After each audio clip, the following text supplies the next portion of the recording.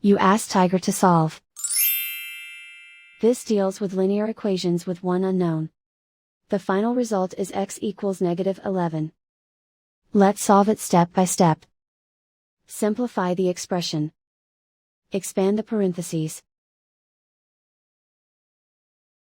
Simplify the arithmetic. Group like terms.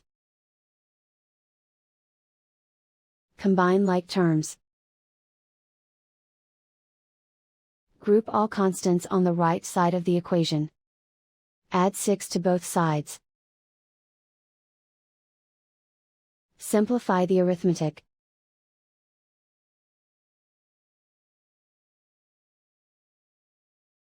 Isolate the x.